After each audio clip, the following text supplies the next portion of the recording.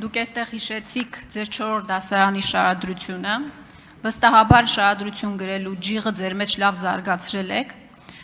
ու հիմա տպավորությունն է, որ պետական քաղաքականությունը ձեր 4 դասարանի շարադրություններից շատ չի տարբերվում, ինչու։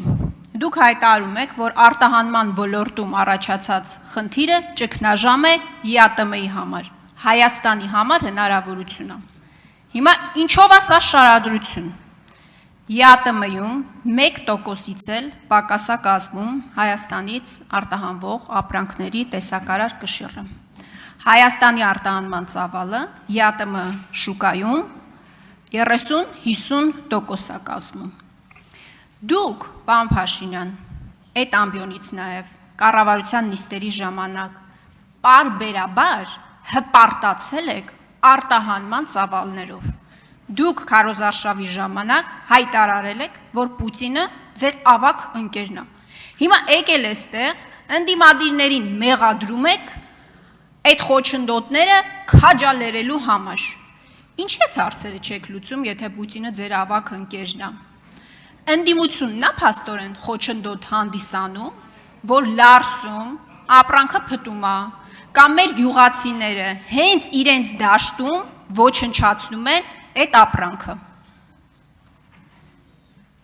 Ուրեմն ճգնաժամը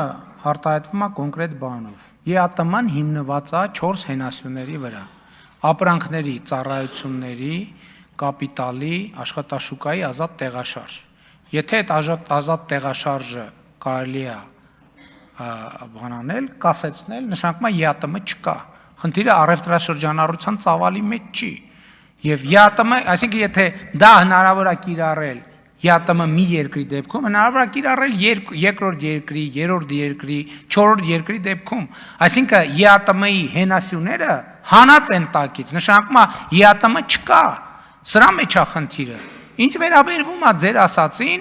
այո, դրա համար ենք մենք թրիփի մասին խոսում, դրա համար ենք երկաթուղու մասին խոսում, որովհետև վերին լարսը դարել է բան, Հայաստանի տնտեսության ալֆան եւ օմեգան։ Մենք ասում ենք Հայաստանի չի կարա այդպես լինի։ Եվ այո, ինչի արդյունքում է վերին լարսը դարձել Հայաստանի տնտեսության ալֆան եւ օմեգան։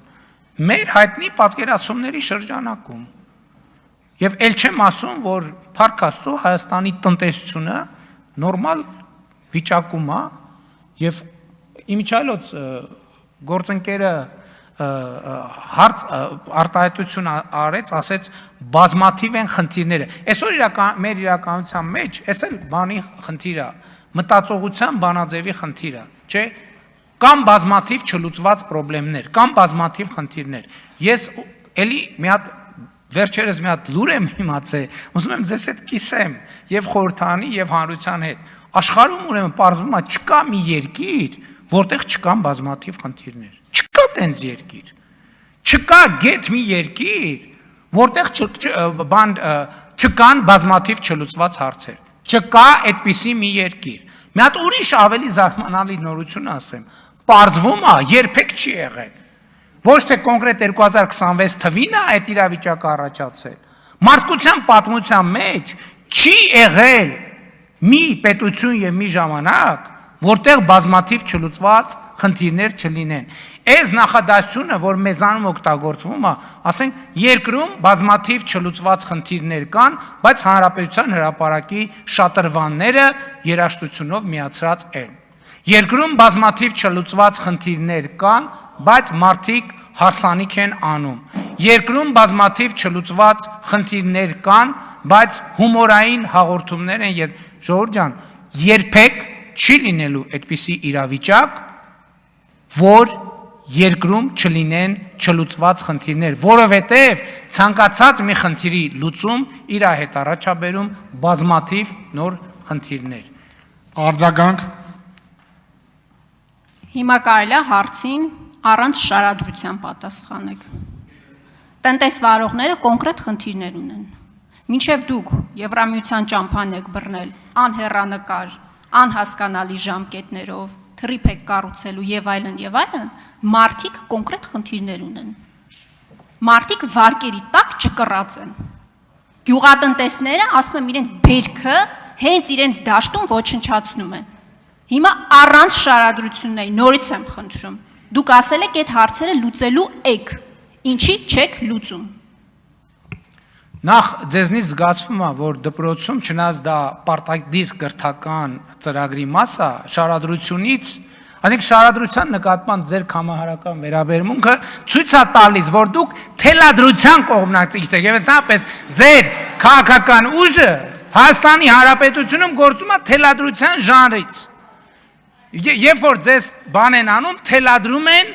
դուք էլ գրում եք։ Իսկ շարադրություն, այդ ինչ կամահարանք է շարադրության նկատմամբ չեմ հասկանում։ Երկրորդը, Հայաստանի Հանրապետության կառավարությունը արդեն տասնյակից ավել ծրագրեր է ընդունել։ Միլիարդների սուբսիդավորում ենք իրականացնում գյուղացիներին։ Միլիարդների, եւ այդ միլիարդների սուբսիդավորումը արդեն հասցեագրված է եւ հասցված է տերերին։ Էլ չեմ ասում, եթե այդպես է, մարդիկ, եթե ձեր ասածն է, այսօր եկեք գնանք մտնենք ցանկացած շուկա, ցանկացած խանութ։ Նայենք բանջարեղենի գները, նայենք մրգերի գները եւ այդպես շարունակ։ Տեսնենք, այսինքն, եթե ոչնչացման ենթակա միրգը, ուրեմն նա գոնե 3 դրամով կամ 10 դրամով վաճառելը պետքա ձեռնտու լինի։ Եկեք գնանք շուկա։ Ոչնչացման ենթակա միրգը կարը արժենա 1000-1500 դրամ, 2000 դրամ, 3000 դրամ,